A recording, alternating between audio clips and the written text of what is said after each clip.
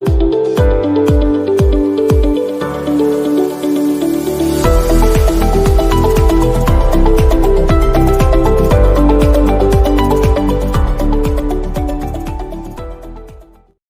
Student, welcome to Crest Science Academy. आज का lecture जो है वो ग्लाइकोलिसिस पर है। ग्लाइकोलिसिस ये क्या होता है? आपके ग्रीक वर्ड है ग्लाइकोस प्लस लाइसिस, है ना। ग्लाइकोस प्लस लाइसिस। ग्लाइकोस का मतलब होता है आपका शुगर और लाइसिस का मतलब होता है ब्रेकडाउन, यानी कि शुगर का ब्रेकडाउन, यानी ग्लूकोज का ब्रेकडाउन, उसको कहा जाता है ग्लाइकोलिसिस। सो आज का लेक्चर जो है वो ग्लाइकोलिसिस का है। ग्लाइकोलिसिस के बारे में पढ़ेंगे, इसकी मैकेनिज्म को समझेंगे, इसमें जो एंजाइम्स इन्वॉल्व है उसको समझेंगे। सो ग्लाइकोलिसिस जो आपका ये पाथवे है वो आपके कहां पर होता है? साइटोप्लाज्म में होता है।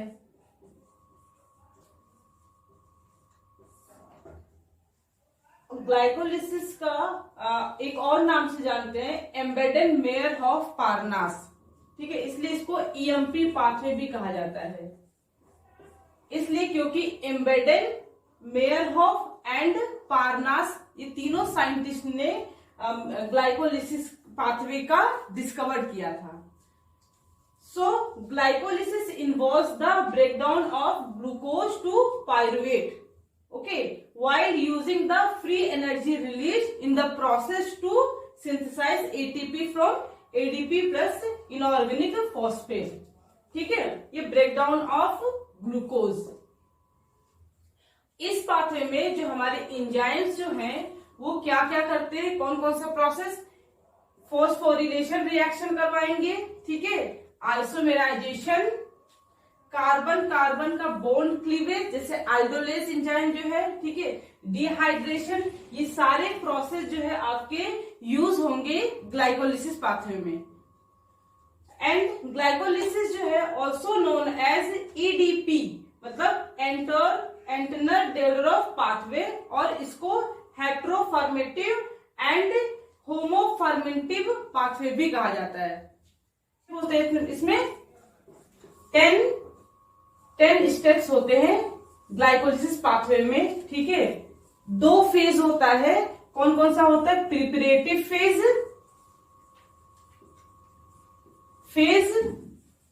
और पे ऑफ फेज, ठीक है। प्रिपरेटरी फेज में क्या होता है? एटीपी का कंजप्शन होता है, एटीपी कंज्यूम्ड होता है, और पे ऑफ फेज में एटीपी क्या होता है? रिलीज होता है, मतलब एटीपी का सिंथेसिस होता है। प्रिपरेटरी फेज जो स्टार्टिंग है 1 से 5 स्टेप, और पे ऑफ फेज जो 5 से आपका 10 स्टेप, ठीक है। इसमें आपको स्टार्टिंग में एटीपी का यूज होगा, उसका यूटिलाइजेशन होगा, उसके बाद फिर पे ऑफ फेज में क्या होगा? एटीपी का प्रोडक्शन होगा। इस पूरे प्रोसेस में आपका कितना एटीपी? टोटल 8 एटीपी का फॉर्मेशन होगा।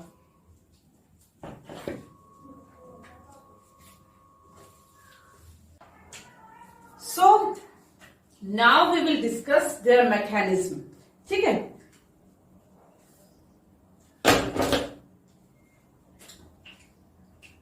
ये देखिए, थ्रू हम फ्लो चार्ट को समझेंगे, ठीक, कैसे ये step by step glucose breakdown होता है। सो ग्लूकोज का क्या होगा? ऑक्सीडेशन होगा in the presence of oxygen, तो उसका ऑक्सीडेशन होगा और धीरे धीरे जो है ये ग्लूकोज ब्रेकडाउन होगा स्टेप बाय स्टेप, और इसमें बहुत सारा एंजाइम इन्वॉल्व होता है, ठीक है। सो हम मेन पॉइंट को हाईलाइट करेंगे और उस चीज को अच्छे से समझेंगे।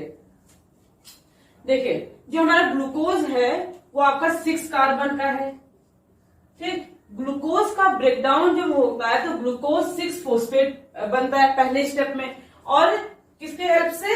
हेक्सोकाइनेज। हेक्सोकाइनेज जो एंजाइम है with the help of magnesium metal, है ना।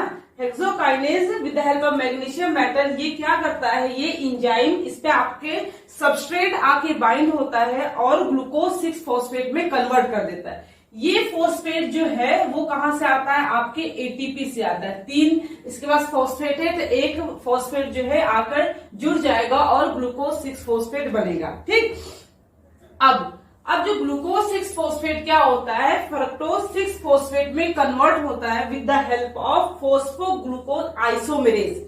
ये आइसोमेरेज एंजाइम जो है वो ग्लूकोज 6 फॉस्फेट को फ्रक्टोज 6 फॉस्फेट में कन्वर्ट कर देगा। ये सिर्फ और सिर्फ इसके आइसोमेरिक फॉर्म में करेगा, क्योंकि आइसोमेरेज का क्या होता है कि इसका मॉलिक्यूलर फॉर्मूला क्या होता है, वो सेम होता है, मतलब इसका मॉलिक्यूलर फॉर्मूला सेम होता है, लेकिन इसका स्ट्रक्चरल जो रीअरेंजमेंट होता है वो क्या होता है, डिफरेंट होता है। ठीक है, तो आपका ग्लूकोज 6 फॉस्फेट फ्रक्टोज 6 फॉस्फेट में कन्वर्ट हो जाएगा। इसलिए क्योंकि ग्लूकोज 6 फॉस्फेट का क्या है कि इसका कोई भरोसा नहीं होता है, किसी भी पाथवे में जाकर ये इन्वॉल्व हो जाता है और उस पाथवे को आगे फर्दर प्रोसीड कराता है। जैसे ग्लूकोज 6 फॉस्फेट जो है वो पेंटोज फॉस्फेट पाथवे में जा सकता है, ठीक है, या फिर इसमें ग्लाइकोजन की सिंथेसिस करवा सकता है। तो इस वजह से जो ग्लूकोज 6 फॉस्फेट है, इसमें जो आपका एंजाइम जो है फॉस्फोग्लूकोज आइसोमेरेज जो है ये कन्वर्ट करता है फ्रक्टोज 6 फॉस्फेट में। अब फ्रक्टोज 6 फॉस्फेट क्या होता है, ये आपका कन्वर्ट होता है फ्रक्टोज 1,6 बिस फॉस्फेट। यहां पर ऑलरेडी एक फॉस्फेट था, तो एक और फॉस्फेट आया है क्योंकि यहाँ पे एटीपी के वजह से।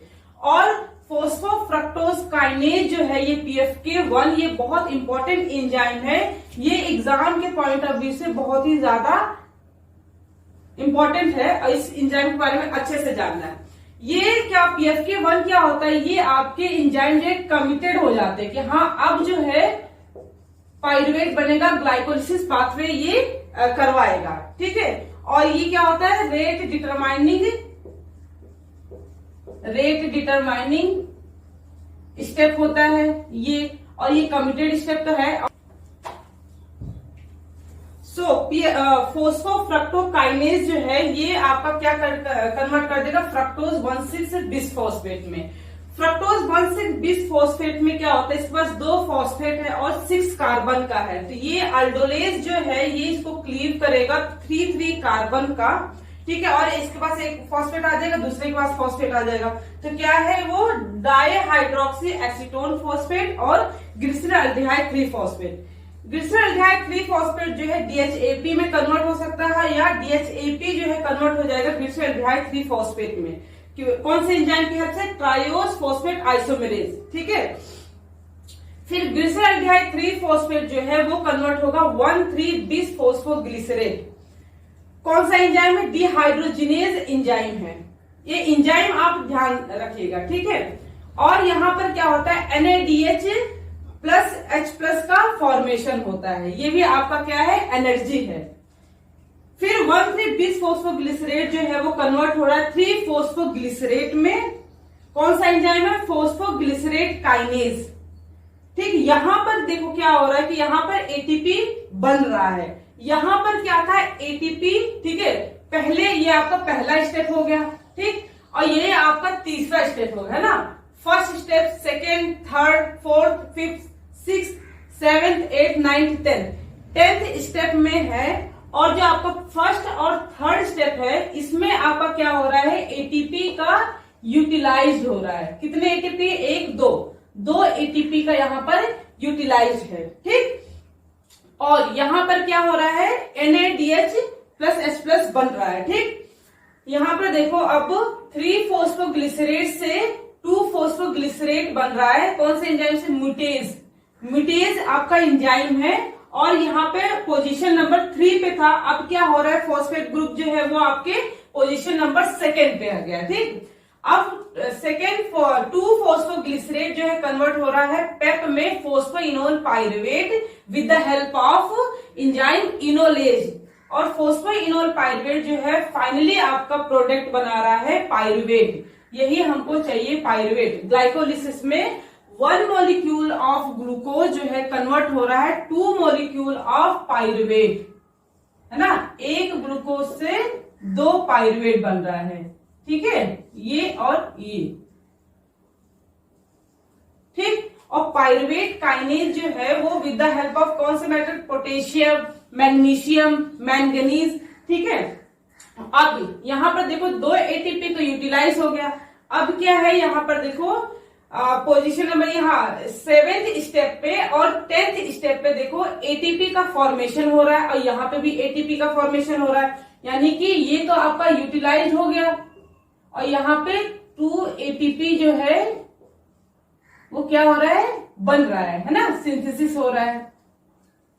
अब यहाँ पर देखो जो ये आपका एक चैन, एक साइकिल जो चल रहा है, ठीक है, ग्लिसरॉल्डिहाइड 3-फॉस्फेट से 1,3-बिस-फॉस्फोग्लिसरेट, तो ये क्या यहां से आप देखो एल्डोलेज से क्या हो रहा है कि DHAP और ग्लिसरॉल्डिहाइड 3-फॉस्फेट में जो आपका ब्रेक हो रहा है, ठीक है, ये क्या होगा कि अब DHAP जो है और ग्लिसरॉल्डिहाइड 3-फॉस्फेट में कन्वर्ट होके 1,3-बिस-फॉस्फोग्लिसरेट 3-फॉस्फो फाइनली पायरुवेट, मतलब यहां से जो है वो क्या हो रहा है, 2 चैन चलेगा। मतलब एक चैन जो है आपका फ्रक्टोज 1,6-बिस-फॉस्फेट से ग्लिसरॉल्डिहाइड 3-फॉस्फेट, है ना, ये वाला चलेगा, ग्लिसरॉल्डिहाइड 3-फॉस्फेट, ये फिर है ना फाइनली पायरुवेट। फिर एक क्या चलेगा कि आपका फ्रक्टोज 1,6-बिस-फॉस्फेट से आपका DHAP, फिर DHAP से ग्लिसरॉल्डिहाइड 3-फॉस्फेट में कन्वर्ट होगा, उसके बाद 1,3-बिस-फॉस्फोग्लिसरेट में, फिर फाइनली आपका पायरुवेट। मतलब आपका 2 चैन चल रहा है, ठीक है। जब यहाँ पर जब 2 चल रहा है तो यहाँ पे यानी कि जब एक चल रहा होगा तो यहाँ पर एक NADH है, तो जब इसके थ्रू DHAP के थ्रू ग्लिसरॉल्डिहाइड 3-फॉस्फेट के थ्रू जब जाएगा पायरुवेट बनेगा तो एक और NADH बनेगा, तो यानी यहाँ पर क्या हो रहा है 2 NADH प्लस H प्लस बन रहा है, ठीक है।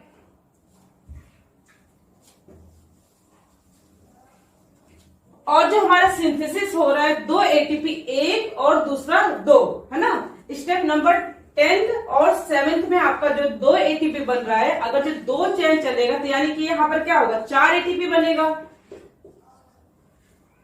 ठीक। मतलब 2 एटीपी का यूटिलाइज हुआ है और 4 एटीपी का सिंथेसिस हुआ, यानी नेट गेन कितना हुआ आपका एटीपी, 2 एटीपी, ठीक है। और 2 NADH प्लस H प्लस इसको भी एटीपी में कन्वर्ट कर लेते हैं, तो एक NADH से कितना एटीपी होता है, 3 एटीपी, ठीक। अब यहाँ पर 2 NADH है तो यानी कि कितना हो गया 6 एटीपी, ठीक। तो अब 2 एटीपी प्लस 6 एटीपी कितना टोटल हुआ 8 एटीपी। मतलब आपका ग्लाइकोलिसिस के थ्रू जो हमारा एनर्जी जो हमें मिल रहा है वो आपका कितना एटीपी है, टोटल आपका 8 एटीपी मिल रहा है, ठीक है। सो अब यहां पर देखो जो हमारा स्टेप 10th में जो एंजाइम यूज हुआ है पायरुवेट काइनेज, यानी पायरुवेट काइनेज, ठीक है। और आपका पीएफके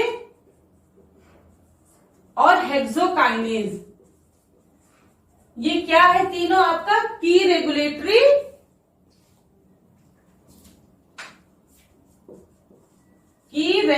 स्टेप है, ठीक है। और कमिटेड स्टेप कौन सा है आपका, जब फ्रक्टोज 6-फॉस्फेट से कन्वर्ट हो जाएगा फ्रक्टोज 1,6-बिस-फॉस्फेट, तो ये आपका कमिटेड स्टेप हो गया, ठीक है। ये आपके एंजाइम है फॉस्फोफ्रक्टोकाइनेज।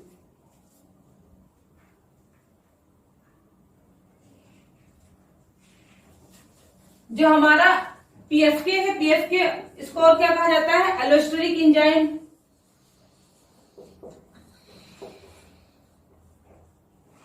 और क्या कहा जाता है, ये तो है ही की रेगुलेटरी, है ना, की रेगुलेटरी एंजाइम तो है ही ये। अब कमिटेड स्टेप तो है ही ये, है ना। और क्या कहा जाता है इसको कहा जाता है पेस मेकर ऑफ एंजाइम भी कहा जाता है, pacemaker of enzyme of glycolysis का, ठीक है। ये हो गया पीएफके के बारे में थोड़ा सा। अब जो है हम लोग समझते हैं कि जो हमारा फाइनली पायरुवेट जो हमारा बना है, पायरुवेट जो है, पायरुवेट के बाद अब क्या होगा फाइनल प्रोडक्ट क्या हो गया, पायरुवेट बन गया, मतलब आपका ग्लूकोज से पायरुवेट बन गया, ठीक है। और इससे क्या हो गया, हमारा एटीपी हमें मिल गया और एनएडीएच बन के निकल गया, ठीक। अब क्या होगा, पायरुवेट का क्या है कि अगर जो in the presence of oxygen ये टीसीएस साइकिल चलाएगा, ठीक है, जिसको आपको एरोबिक कहा जाता है, और अगर जो एब्सेंस ऑफ ऑक्सीजन ये क्या है, एनाएरोबिक, ठीक है। तो ये आपका presence of oxygen TCS cycle चलेगा, ठीक है। टीसीएस साइकिल पे आपका ये प्रोडक्ट बने NADH CH2H2 FADH, फिर आपका इलेक्ट्रॉन ट्रांसपोर्ट चेन होगा, जिससे आपका फाइनली 38 ATP मिलेगा, मतलब आपका ये प्रोसेस है, ठीक। अब क्या है कि ग्लूकोज से पायरुवेट, अब ये चीज क्या होगा, फर्मेंटेशन प्रोसेस होगा, ठीक है, जो आपका in the absence of oxygen, ठीक। ऑक्सीजन नहीं, तब क्या होगा, तब क्या क्या बनेगा, आपका लैक्टेट बनेगा, है ना, और क्या बनेगा, और आपका इथेनॉल, कार्बन डाइऑक्साइड प्लस आपका इथेनॉल बनेगा, है ना। और जो आपका NADH जो है, जो पायरुवेट से आपका जो लैक्टेट बन रहा है ना, वो NADH के हेल्प से, NADH क्या है आपका, ये NADH कहां से आएगा, NADH ये आपका यहां से आएगा, ग्लूकोज से पायरुवेट, इसका जो आपका NADH जो है, ये NADH का यूज करेगा, ठीक है, और फिर क्या होगा, NAD प्लस में कन्वर्ट होगा, और ये आपका लैक्टिक एसिड का फॉर्मेशन करेगा, ठीक। फिर क्या होगा कि अब ये NAD प्लस जो है, अब NAD प्लस जो बना है, वो NAD प्लस क्या होगा, फिर से आपका ये ग्लाइकोलिसिस प्रोसेस, मतलब ये आपका साइकिल चलेगा, मतलब आपका लैक्टिक एसिड हो या इथेनॉल हो, तो इसमें आपका जो NADH जो आपका मिल रहा है ना, NADH से जो हमारा NAD प्लस बन रहा है, तो वो NADH कहां से आएगा, आपके ग्लाइकोलिसिस से आएगा। जैसे ये आपका NADH यूज हो रहा है, आपका NADH यूज हो रहा है आपका लैक्टेट या इथेनॉल के प्रोडक्शन में, तो अब जो है NAD प्लस जो है NADH से NAD प्लस जो हमारा बन रहा है, ये NAD प्लस अगेन आपका फिर से ग्लाइकोलिसिस प्रोसेस करवाएगा, तो इसके थ्रू आपका क्या है, ये एनर्जी का प्रोडक्शन हो रहा है इन द एब्सेंस ऑफ, ठीक है। अब जैसे हम बात करें आरबीसी की बात करें, तो आरबीसी में क्या माइटोकॉन्ड्रिया होता है, बताओ।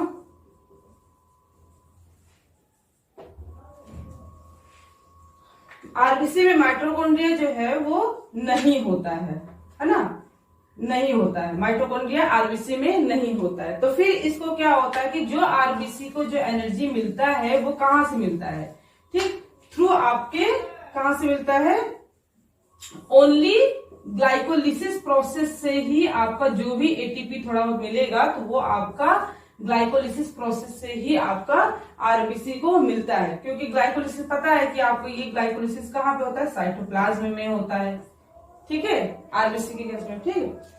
और ग्लाइकोलिसिस तो सब में जो है साइटोप्लाज्म में ही होता है, इसीलिए ताकि जो है आपको सारे ऑर्गेनिज्म को एनर्जी मिले।